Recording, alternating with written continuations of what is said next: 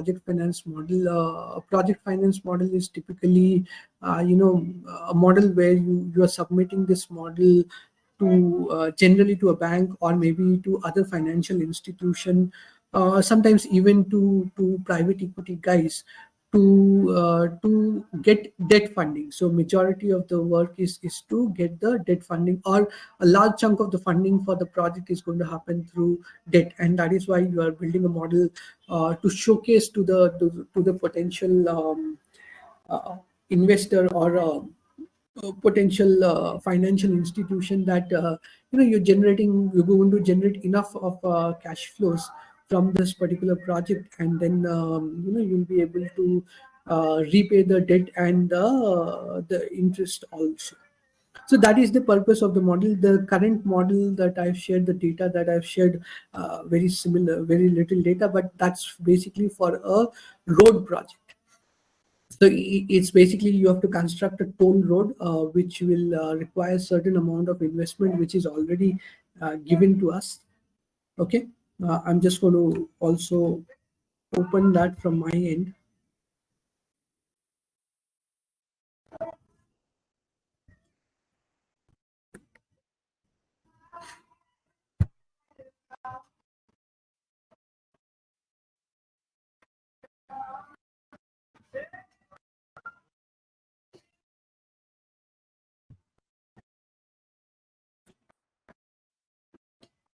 Okay, so this is how the model, or this is the details about the model. The amount of funding, all the data is in millions, so you can think of it as millions. So 4,250 million is the total funding requirement for this particular project that is there. 80% of the funding will be coming from debt. The debt is available at 15% per annum. The project life as such is 28 years. The debt repayment will be available. We are basically going to do two kinds of debt repayment schedule. One is what we call as the annuity payments, right? In which case we will not going to be looking at the DSCR or anything. We just want to calculate the annuity and then pay for that. The second thing that we are going to do is what is called as debt sculpting, right? So in debt sculpting, what we do is generally we look at a particular DSCR ratio, and then we repay only to the extent that that ratio is maintained, right? So we do not repay more than that. In that case, you do not really have a repayment schedule as such, or it's more flexible, or it is based on the amount of cash flow that is getting generated from that particular project, right? So we are going to do the debt schedule using two methods. So one is what we'll call as the annuity method, or payment in equal amounts across multiple years, and then the second one would be debt sculpting. Okay, we will start off with that. Okay, now what you need to understand here is that the total funding requirement that is given to us is 4,250 crores. Now this project, because you see the cash flows are getting generated from year 3, which means the first 2 years there's no cash flow. So we can assume that the first 2 years are getting into, or the first 2 years are put into, getting the project ready, right? Getting the toll road ready for the actual toll collection and all those things, right? So first 2 years is what we will call as the construction period. And one of the key things during the construction period is to understand that whatever the interest is getting calculated in the first 2 years, right, is generally financed in the same proportion as you finance the other stuff, right? So two things. One, we all know that the interest during the construction period is capitalized, so that is added to the value of the asset. The second thing that I just told is that generally whatever interest is there, right, whatever interest is there is financed during the construction period, is financed in the same proportion, as you finance the other things. Okay, so we are going to just try and build a model based on this data. Okay, let's just open a new sheet so that it's easier. I don't like the grid lines, so I'm removing the grid lines. I don't like the size. I like it slightly bigger, so we can just do it. Yeah, and then we can just put all the details in column B, leave out a couple of columns here to put in any assumptions that is there, and then freeze the pins, right? So that we keep looking at it, and we just name it as year one, and then year two, and so on. Whatever, we have not been given dates, so we just stick to year one, year two, and it's basically 30 years of project life, right? Um, so what we are going to do is create a debt schedule. But before we create a debt schedule, we will also have to find out something called as the total project cost, right? So we have been given the total project cost, it seems, but this total project cost currently does not include interest. So we're going to just include the interest. So we say hard cost, right? Hard cost is basically the cost required to get the plant machinery equipment, which is given to us here. Yeah, let me just format this also.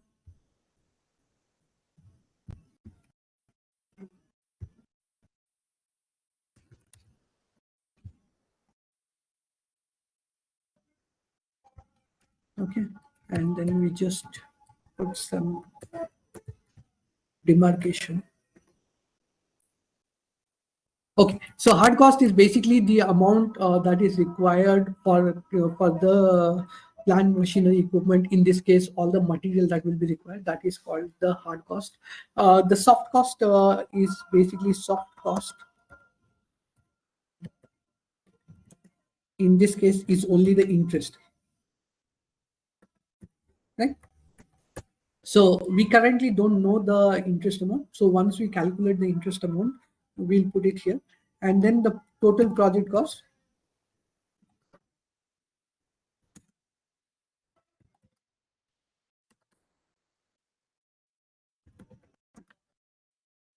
Total project cost is basically your hard cost plus the soft cost, right? Hard cost plus the soft cost. Now we will also talk about the funding mix. So funding mix, how you are going to get the funding mix? Debt is already given to us. Debt is already given to us as 80%. So I'm just going to link it to that number, right? 80%. And then equity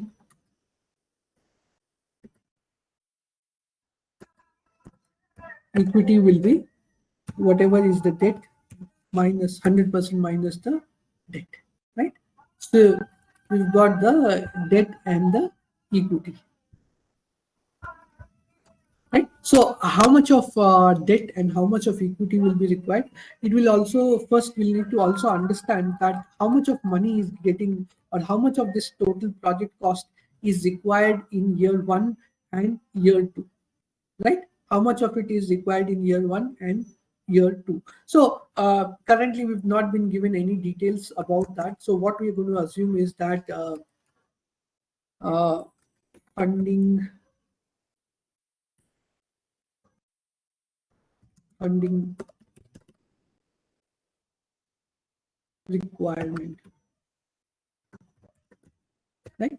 So we're going to say 50% of the funds will be required in year one, and then obviously the remaining 50% will be in the year two. So 50% of the funds is required in year one, 50% in year two. I'm just going to color all of this red because these are our assumptions, or these are the assumptions that is given in the model.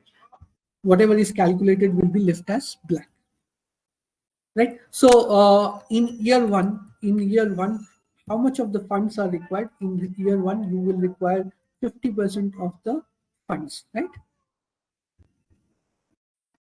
Just sort of freeze this. In year 2 also, you require the remaining 50% of the funds, right? Of this funds, how much is coming from debt? So,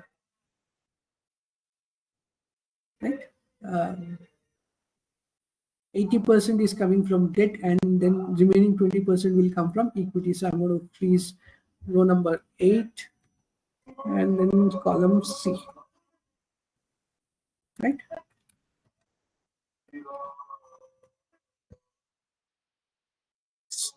So right, so this is how our debt and equity financing will happen. Okay, I'm going to just wait here for a couple of minutes, check if you guys are doing with me parallelly. If you have a question, already have question at this point, I will be more than happy to take up.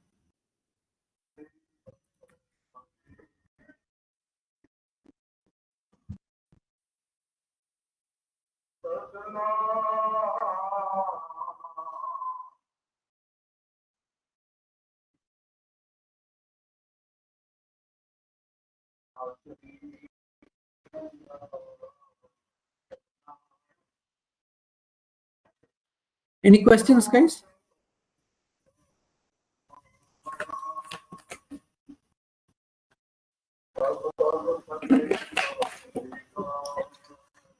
Okay, let's go ahead.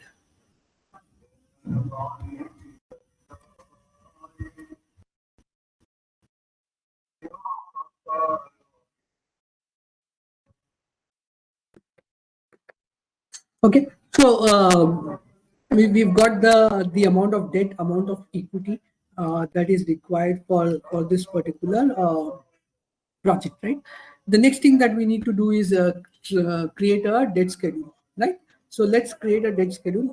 The debt schedule is something like this. You've got the opening balance. You've got additions, or whatever is repayment also will be coming here,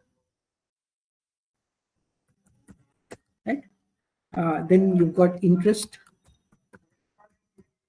and then you've got the closing balance,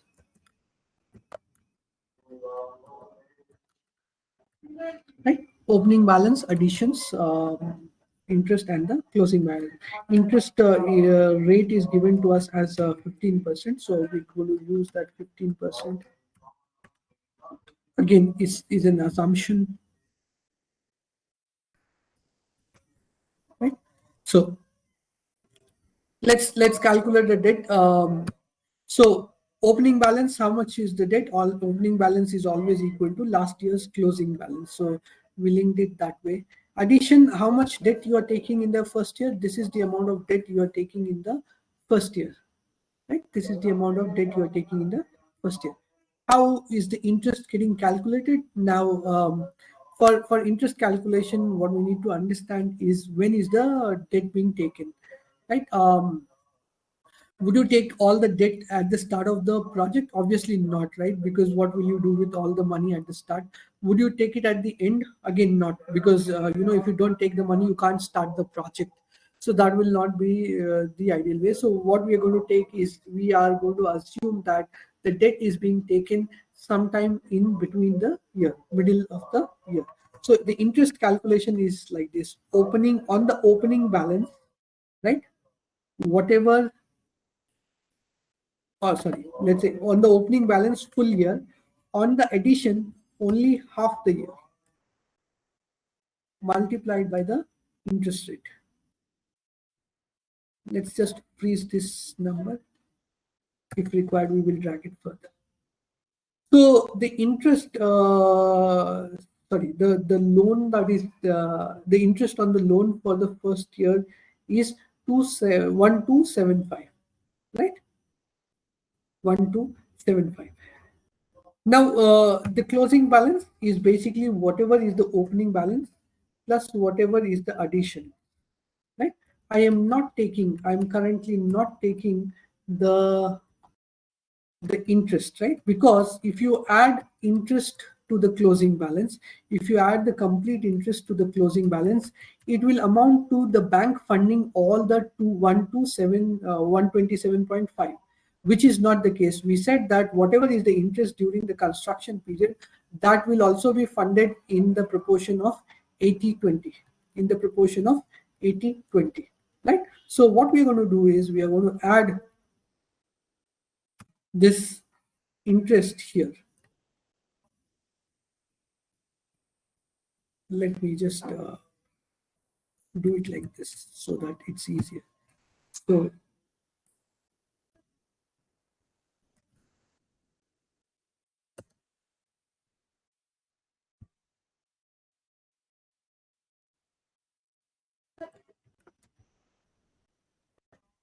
right,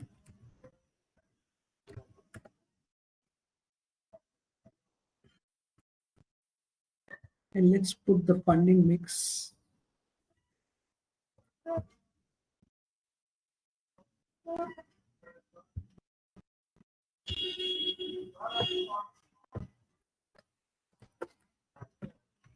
Okay, I don't need this. Let me just put this at the top. Don't need all these things.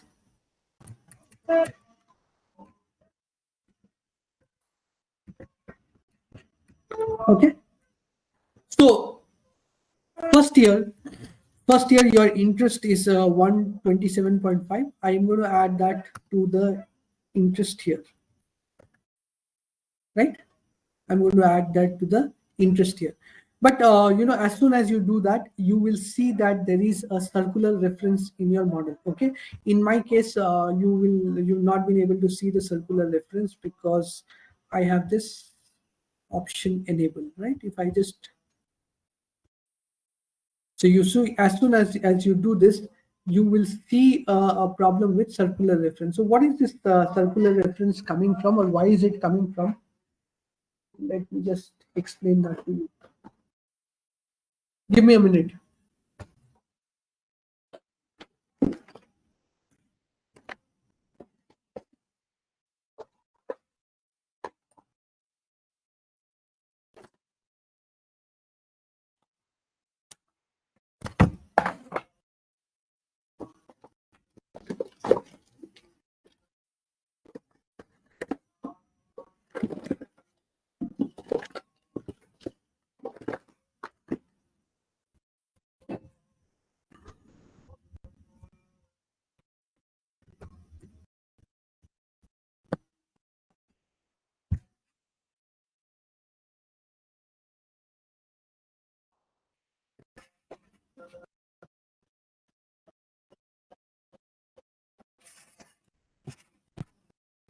So what is happening here is something like this. If you see your total project cost, right? Total project cost is the hard cost plus the interest, right? Hard cost plus the interest. Now this total project cost is used to calculate the amount of debt that is there, right?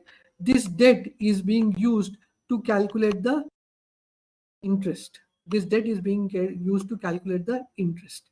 Now, as soon as you calculate the interest and you put it here, the total project cost changes, because of which debt changes and because of which interest is changing. And this is a never-ending loop in Excel, right? That is why it is giving you an error of circular reference, right?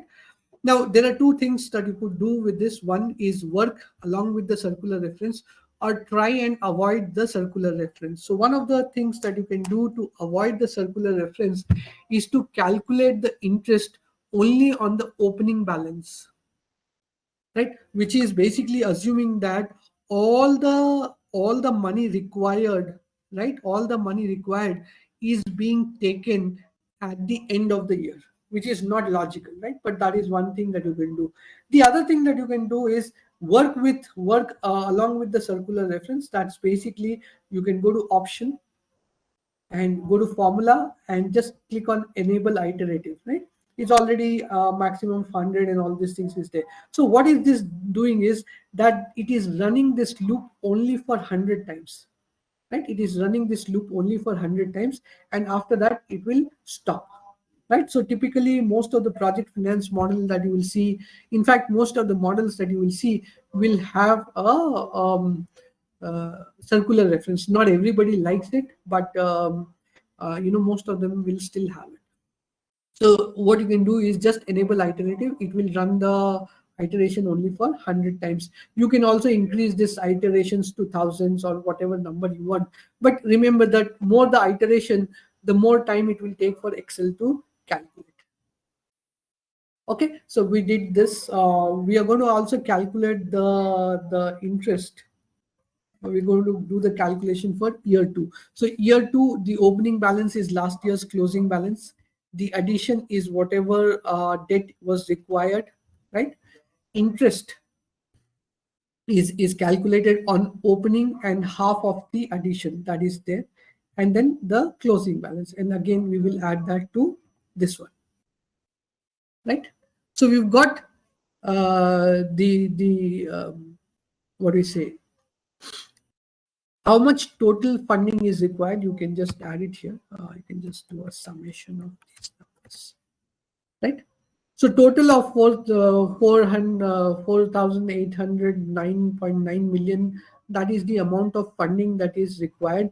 This includes 559, right? 559.9 of the interest cost, which is also called as the soft cost, right? So the total funding requirement is this much.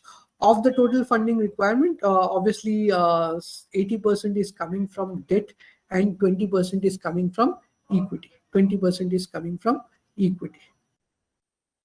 That is how it is. Now, what we are going to do is we are going to build this debt structure considering a annuity, right? Which is basically, we are going to say that there will be equal installment, right? The repayment that you will do is do in 10 equal or 10, 12, 15, any number of equal installment that we will take, right? Currently, it's not given that how many installment is required. So we're going to just take 12 installments, right? We will pay it over the next 12 years, but obviously from year 3, and we are going to make it in equal installments, right? So then let's start calculating the stuff for the next year. Opening balance is equal to the last year's closing balance, right? Now the repayment will start, and the repayment is equal installment over 12 years, right? So we are going to use the PMT function, which will help us calculate what we call as EMI, or the installment. So PMT, the rate, our rate is 15%. N per stands for number of years, that is 12, right? Present value is how much is the value of the loan, right?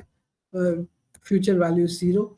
And then when are you going to make the repayment? When are you going to make the repayment? So we can do either of them because there's nothing given. So we will say that it is happening at the end of the period. So the repayment is happening at the end of the period, right? So this is the amount of repayment every year that you will do. The interest calculation, because the amount is being repaid at the end of the year, you have to calculate the interest on the opening balance. So the opening balance is going to be there with you for the full year.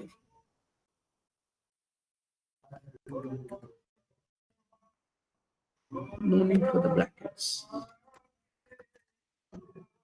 Okay, so that is your interest calculation that is done.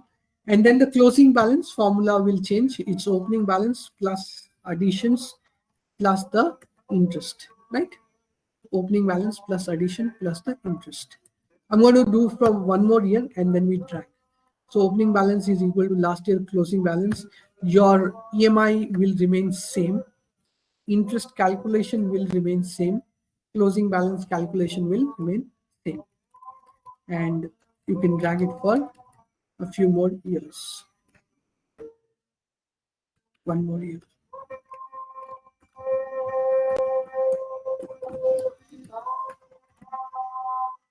Right. So you see at the end of the 12th year, which is the 14th year in general, because the first 2 years were construction.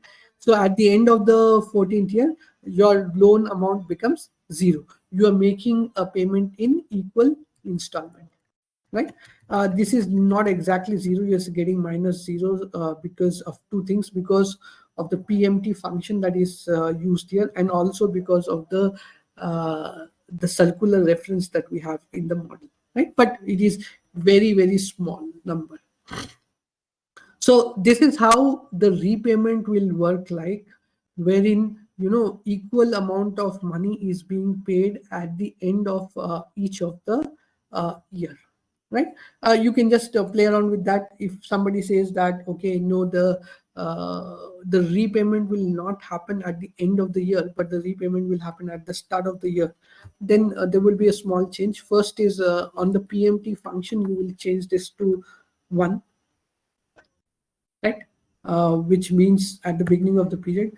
And then how the interest is calculated will be changing, because the repayment happened at the start of the year. Because the repayment happened at the start of the year, you will have to adjust this amount and then calculate the interest and then drag it for all the years, right? So whether the repayment is happening at the start of the year or at the end of the year, this will change. Right, I'm going to go back to the start of the year. So that is what sorry, end of the year. So that's how I'm going to keep my model. So in this one, we did not look at our cash flows. We're not concerned about our cash flow. We just said that, okay, this is the bank, this is the agreed terms and condition with the bank. This is how we will have to repay, right? It does not matter to the bank what is our cash flow status and what is our number there. It does not matter to the bank, but bank has given us a schedule and we will repay as per the schedule, right? This is one way of doing the repayment calculation.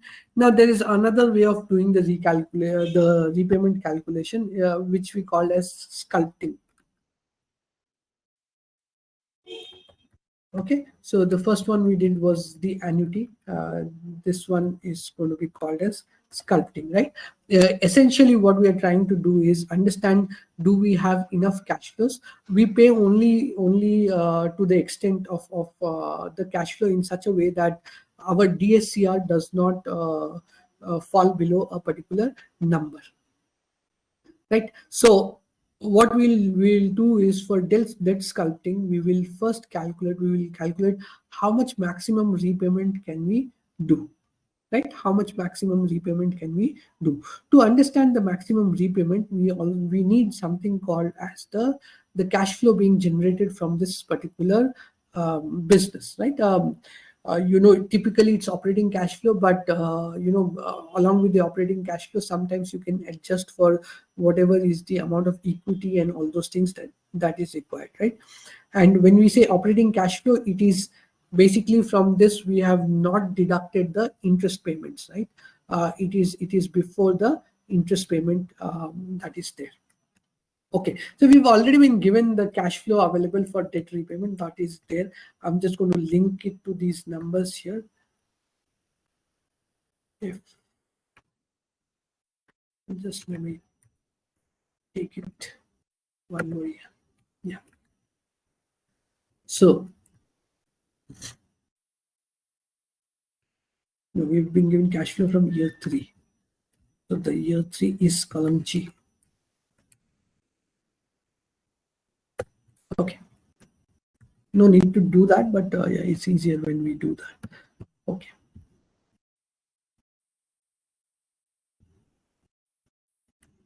Okay. So let me just call it as cash available for debt.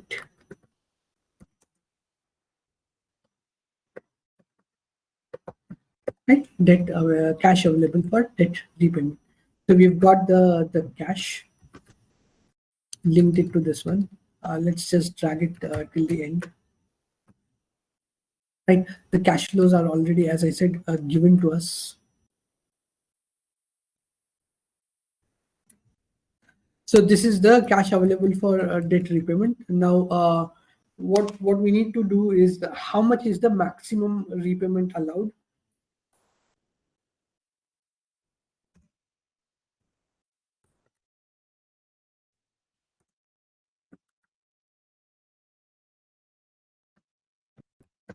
Maximum repayment, right? We already have been given a DSCR, right? So we just want to link the DSCR here, right? And so the maximum repayment allowed is this divided by this number, right? Because we need to maintain a DSCR of 2.5. Oh, sorry, we need to freeze this.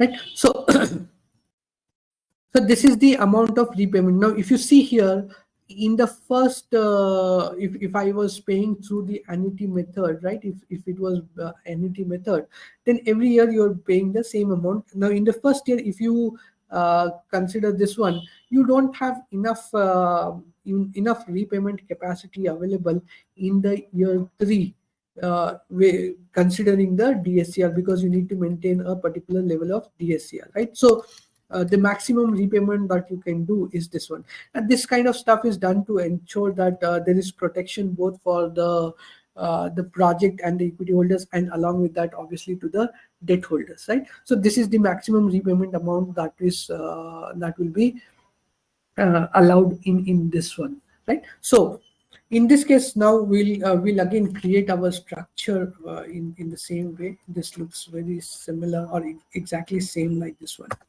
right? Opening balance, additions, and then we've got repayment, and then closing balance, interest and so opening balance is last year's closing balance. Additions is whatever was the additions here, right? Interest calculation, again, is the same, is on the opening plus on the additions half, right? And then the closing balance is this plus, okay. First 2 years will be same, right? The changes will start happening from year 3. So from year 3, now opening balance is this one. What is the repayment amount? With a minus sign, I'm just putting up this one, right? The interest, again, let's assume that the repayment is happening at the end of the year, which means that the interest calculation is opening, and on that 15%,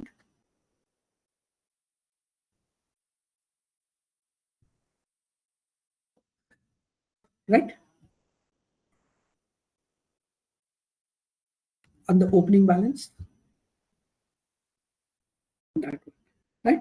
And then the closing balance is opening plus additions plus interest, right? And we drag it, right? I'm just dragging it for the time being, but we'll have to make adjustments.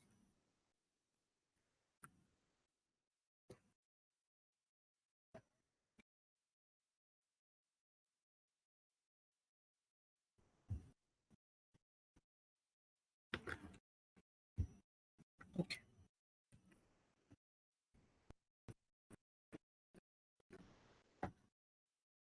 Okay, so basically, obviously, we can't take the negative numbers, but I've currently done that. We will adjust that.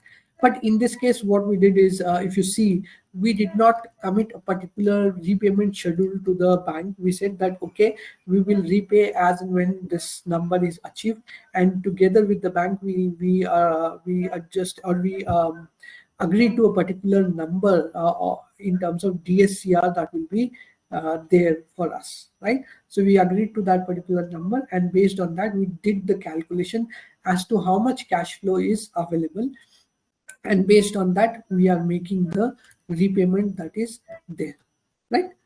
So this is called as debt sculpting, right? Sculpting basically means that, just frame it as according to the cash flow that is there. So what we did is we looked at the cash flow. We said that, okay, how much can I pay out of the cash flow? And we paid that much portion of it out from the cash flow, and then remaining is being paid in the future.